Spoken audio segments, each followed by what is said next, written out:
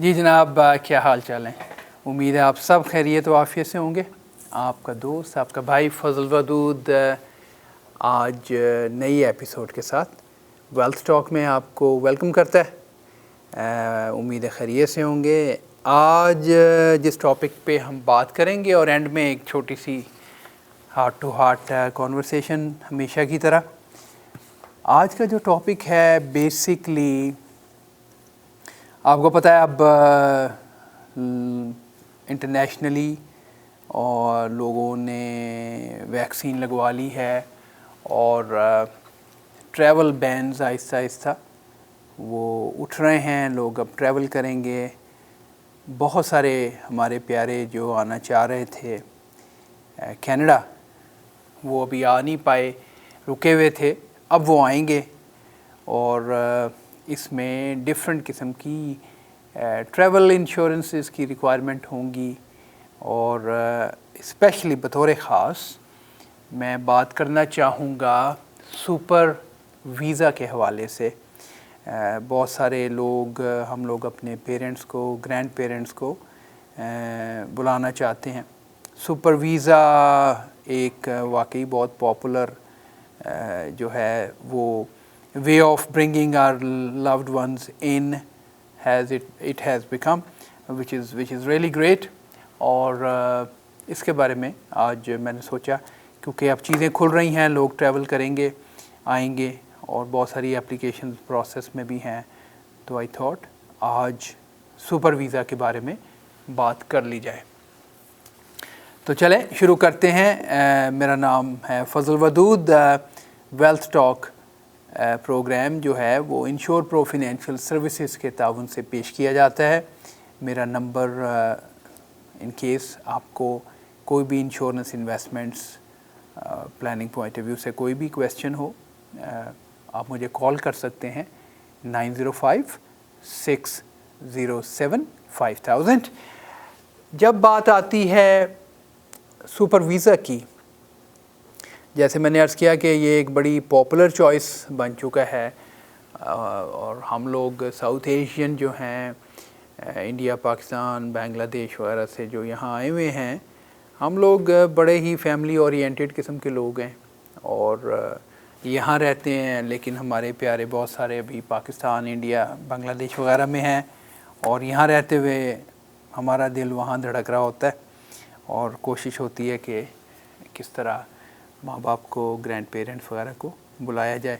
Super visa definitely एक good way है अपने प्यारों को क्विकली बुलाने का और लॉन्गेस्ट पॉसिबल टाइम 10 साल तक ये एक्सटेंडेबल है, जो कि बाद में पीआर की तरफ भी ले जाता है।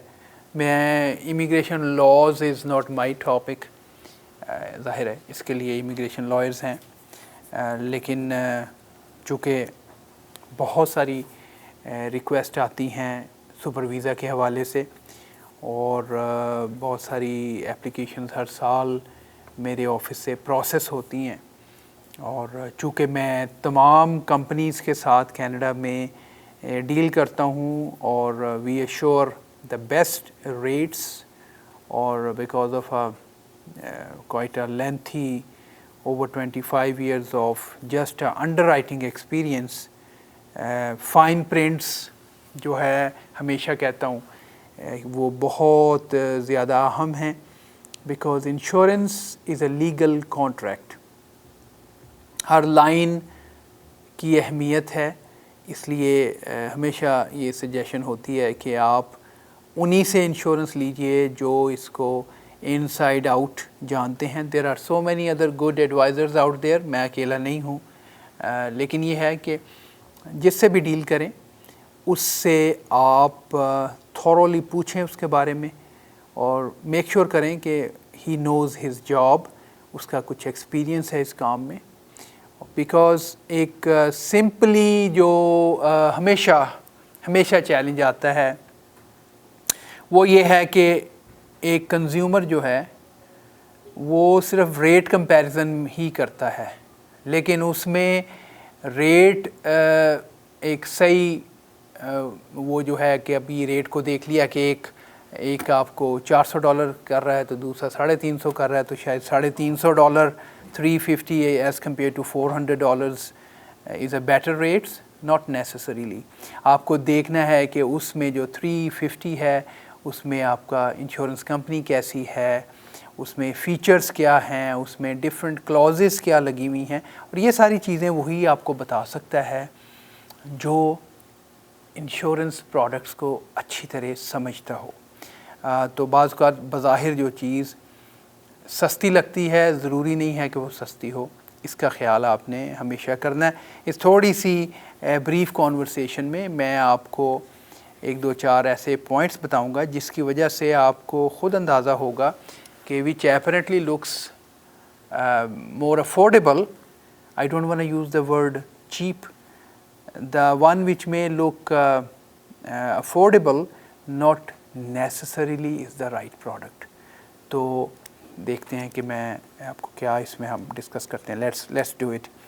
तो जैसे मैंने अर्ज़ किया कि आप को जो सुपर वीज़ा है उसमें जो पहला स्टेप है कि कब आपने ये इंश्योरेंस लेनी है, कहाँ से लेनी है, तो उसमें मैं अर्ज़ करूँ कि ये कंडीशन है कि जब आप अपनी सुपर वीज़ा की एप्लीकेशन अपने ओरिजिनल मुल्क से पाकिस्तान से कोई आ रहा है या इंडिया या बांग्लादेश से, तो सबसे पहले आपने जब एप्लीकेशन प्रोसेस करनी है तो उसमें आपने ये डिक्लेरेशन या ये देना है कि जी हमने ये इंश्योरेंस जो है ट्रैवल इंश्योरेंस एमरजेंसी की सिचुएशन में जो है वो हमने ले ली है। दूसरी बात ये है कि ये अक्सर मुझसे पूछा जाता है कि क्या ये इंश्योरेंस हम अपने मुल्क से वहाँ की किसी कंपनी से लोकल करेंसी में नहीं ले सकते।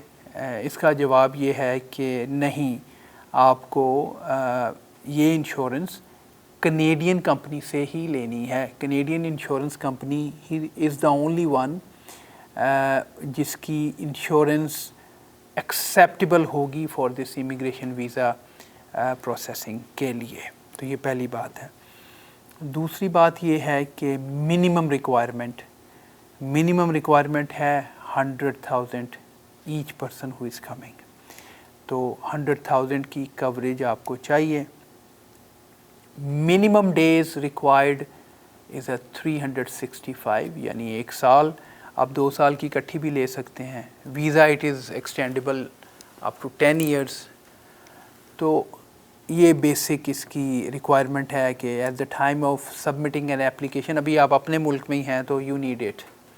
और उसके बाद ये है कि मिनिमम 100,000 की कवरेज आपको रिक्वायर्ड है। और उसके बाद ये कि 1 साल मिनिमम अमाउंट टाइम पीरियड इसके लिए वो रिक्वायर्ड होता है। अब आ जाती है बात कि इसका कैसे पता चले कौन सा प्रीमियम अच्छा है, कौन सी प्रोडक्ट अच्छी है। ऑब्वियसली ये जॉब है आपके एडवाइज़र का। कांटेक्ट कीजिए। अगर मेरे साथ आप राब्ते में हैं या रब्ता करना चाहें तो 905-607-5000 इज़ माई नंबर। इंटरनेट भरा पड़ा है, लेकिन फिर वही बात है कि जब आप ख़ुद जाके लेने की कोशिश करते हैं या वहाँ पे कस्टमर सर्विस का नंबर है, तो फिर यही है कि क्या आपके तमाम सवालों का जवाब मिल रहा है। तो इट्स बेटर कि आप किसी लाइव पर्सन से जिसको आप जानते हों या जिसके ऑफिस जा सकते हों, या आपकी एक्सेसिबिलिटी बहुत ज़रूरी है जिसमें आपके क्वेश्चंस का जवाब कोई दे सके। I would prefer that over कोई भी ऑनलाइन जो है इसको इशू कर रहा है, क्योंकि अक्सर वो बज़ाहिर ख़्याल ये होता है कि शायद वैसे कुछ 4 पैसे बचा लिए जाएं। हो सकता है कि आपको $10-20 सस्ती मिल भी जाए, जो कि जब मेरे ऑफिस से पॉलिसी इशू होती है तो पूरी कोशिश होती है कि हमारा रेट लोएस्ट गारंटीड हो। लेकिन एप्पल टू एप्पल कंपैरिजन बहुत ज़रूरी है, क्योंकि बज़ाहिर एक चीज़ $20 कम है तो वो क्या सस्ती है? हरगिज़ नहीं। यही फ़र्क देखने के। अब मिसाल के तौर पे मैं 2-4-6 चीज़ें आपको बताता हूँ। अक्सर आपको रेट थोड़ा सा कम नज़र आएगा जब आप किसी ऐसी कंपनी से लें जो कि आपको एनुअल बेसिस पे पूरा प्रीमियम चार्ज करे, और अक्सर ये अमाउंट खासी बन जाती है जो कि अप फ्रंट अपने इस इंश्योरेंस के लिए एक महंगा काम है कि आप चंद सौ या चंद हज़ार अप फ्रंट पे कर दें, एप्लीकेशन भेज दें, पता नहीं कब वीज़ा लगना है, फिर उसके बाद और बहुत सारे अखराजात हैं जब आप अपने मेहमान को बुलाते हैं, आप टिकट्स बेचते हैं एंड मैनी अदर एक्सपेंसेस। तो क्या हमारे लिए एनुअल पेमेंट लमसम वो वर्थ करता है कि नहीं करता? पहली बात तो ये है। उसमें आपका फिनेंशियल एडवाइज़र आपको ऐसी कंपनीज़ ढूंढ के दे सकता है कि जो कि 2 प्रीमियम लेके आपको इशू कर देते हैं, सर्टिफिकेट विच आप अपनी एप्लीकेशन के साथ लगा लेते हैं, और जब आपके पेरेंट्स तशरीफ़ लाते हैं, दे लैंड, उस वक्त फिर आप इंश्योरेंस कंपनी को नोटिफाई करके तो वहाँ से फिर आपका मंथली प्रीमियम शुरू हो जाता है। इसे हम कहते हैं मंथली प्लान। मंथली प्लान एक तो आई पर्सनली रिकमेंड दैट, क्योंकि मेरे ख्याल में बहुत ज़्यादा ह्यूज डिफरेंस नहीं होता paying full lump sum versus on a monthly basis. अगर इसको हम आर्गुमेंट में ये कहें कि नहीं जी फ़र्क तो फ़र्क ही है, तो मैं अगली बात जो आपको बताने लगा हूँ that is very very interesting. मेरे पास ऐसी कंपनीज़ हैं जो कि आपसे मंथली प्रीमियम लेंगी। जब आपके पेरेंट्स बैक होम अप्लाई करेंगे, 2 प्रीमियम दें, आप अप्लाई कर सकेंगे, आपके पास डॉक्यूमेंट होगा। जब वो तशरीफ़ लाएं, आपकी पॉलिसी स्टार्ट हो जाती है। और उसका जो एक ख़ास बेनिफिट है, और ये आपने देखना है कि जब एनुअलाइज बेसिस पे एनुअल प्रीमियम दिया जाता है तो अक्सर एक क्लॉज बीच में होती है जिसमें ये हमने देखना है। वो क्या है कि बाज़ औक़ात जब आपने एनुअल प्रीमियम पे किया तो एक क्लेम जब आपने अगर आ गया बीच में, फ़र्ज़ करें एक आपके पेरेंट्स 12 मंथ्स के लिए आए, दूसरे तीसरे चौथे माह उनको मेडिकल की ज़रूरत पड़ी, वो गए, दैट मीन्स 1 क्लेम हो गया। अब जो बाकी का प्रीमियम है that is considered earned premium for the insurance company. In other words, जब मान लीजिए कि वो 1 साल के लिए आए, दूसरे तीसरे महीने उनको मेडिकल की ज़रूरत पड़ी, और उसके बाद 5-6 माह रहने के बाद वापस तशरीफ़ ले जाना चाह रहे हैं, और आप ये सोच रहे हैं कि अब 6 महीने का बाकी जो मेरा प्रीमियम मैंने अदा किया है उसमें से कुछ रिफ़ंड मिल जाए, तो अब आपको रिफ़ंड नहीं मिलेगा।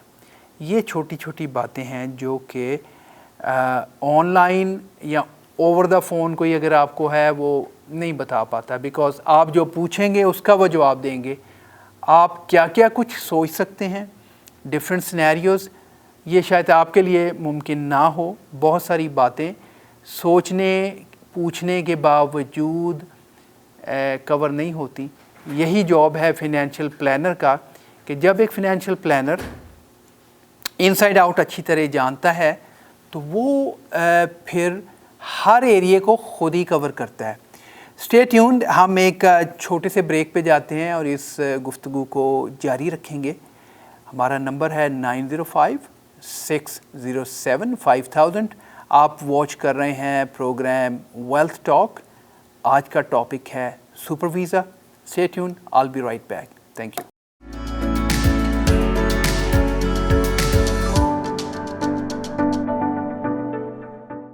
Welcome back. ब्रेक पे जाने से पहले हम बात कर रहे थे सुपर वीज़ा की।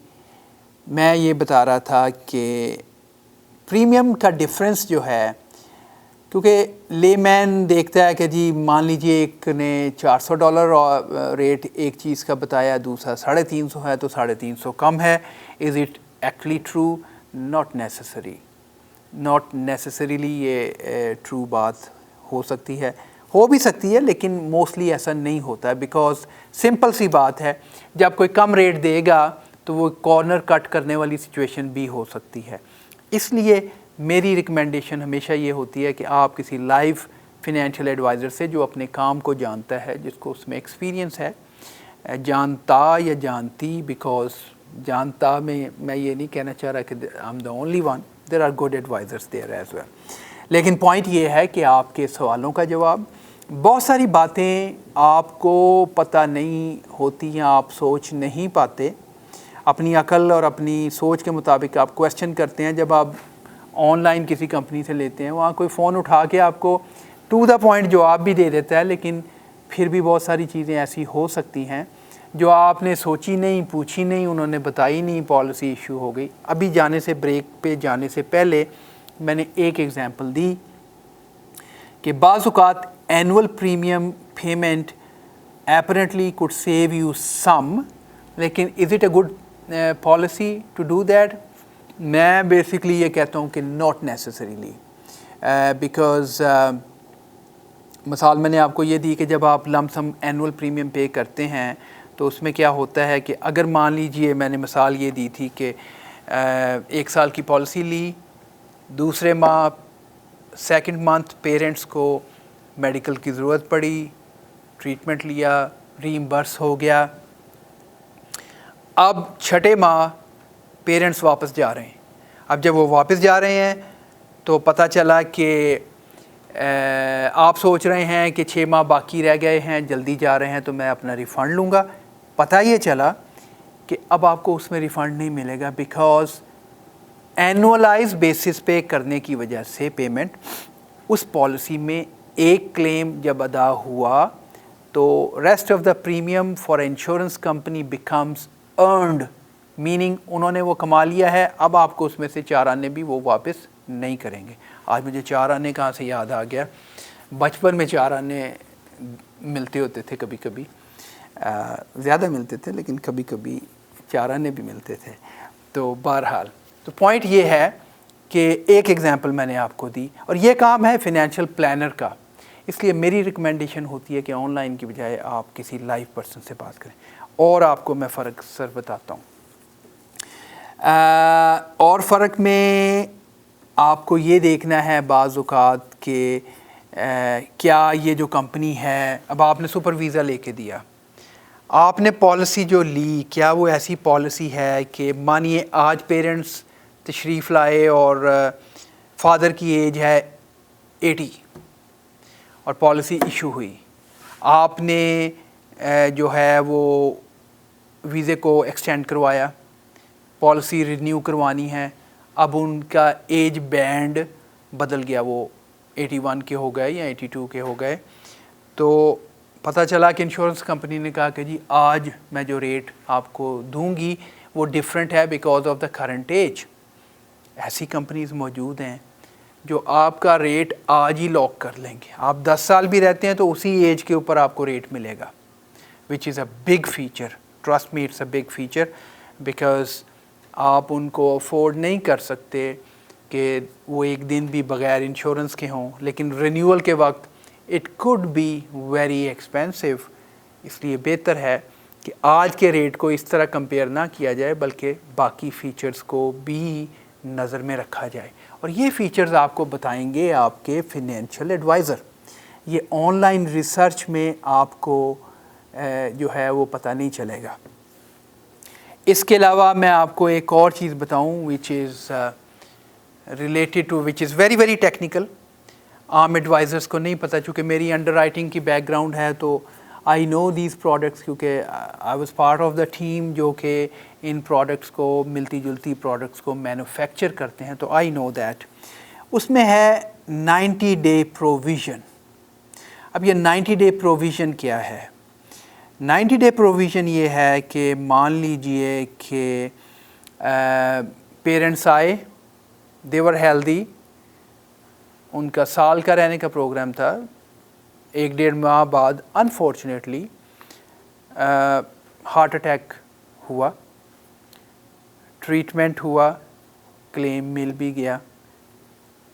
अब उसके बाद अब वो he is declared as cardiac patient. अब वो life, rest of his life और her life he will be on the pill, he'll be a kind of identified as a cardiac patient. अब अगर कुछ अरसे के बाद उनको एक और अटैक आता है या कोई चीज़ और इस किस्म की मिलती जुलती हो जाती है, तो क्या आपका क्लेम कवर्ड होगा कि नहीं होगा? इसमें 90 डेज़ प्रोविज़न क्लॉज आ जाता है। वो क्लॉज अगर नहीं है तो maybe you are toast, in the sense के एक क्लेम तो पे हो गया, अभी तो वो यहीं पे हैं, अगर दोबारा कंडीशन हुई तो अब वो कहाँ से कवरेज उनको होगी? ये वो सारे पॉइंट्स हैं जिसको कवर करना है एक नॉलेजेबल फिनेंशियल प्लानर ने। ये आपका जॉब नहीं है, आप जितनी मर्ज़ी रिसर्च कर लीजिए। अभी प्रोग्राम से पहले एक दोस्त की कॉल आई, वो पाकिस्तान से तशरीफ़ लाए हैं, तो वो उन्होंने अपनी लगता है खूब रिसर्च की हुई है, तो वो मुझे एक चीज़ बता रहे थे कि जी मैंने पता किया है, तो मैंने रिसर्च की। तो मैंने कहा भाई आपका शुक्रिया, मुझे always I am happy to deal with knowledgeable clients, लेकिन आप फ़िक्र ना कीजिए, इसके अलावा भी बहुत सारी ऐसी चीज़ें हैं जो कि देखने वाली हैं। तो I get back to you after doing a full homework. तो हमारी कोशिश ये होती है कि जब एक प्लान को दिया जाए तो सिर्फ़ एक प्राइस को ना देखा जाए, ये कोई सब्ज़ी कोई ऐसी चीज़ परचेज़ नहीं हो रही है, ये इट्स अ लीगल कॉन्ट्रैक्ट। कल को अगर ज़रूरत पड़ी तो it should cover you, because otherwise ये बहुत एक्सपेंसिव हो सकता है and could be very very stressful अगर पॉलिसी वक्त पे आपके काम ना आए। फिर उसके बाद एक चीज़ और देखने की है कि अक्सर जो प्लान्स हैं वो स्टैंडर्ड एंड इन्हेंस्ड हैं या बेसिक हैं, इसमें फ़र्क समझना बहुत ज़रूरी है। बाज़ औक़ात हम कॉस्ट के चक्कर में बेसिक प्लान ले लेते हैं और पता ये चलता है कि बेसिक प्लान में हर क्लेम के ऊपर डिडक्शन है, डिडक्टिबल है।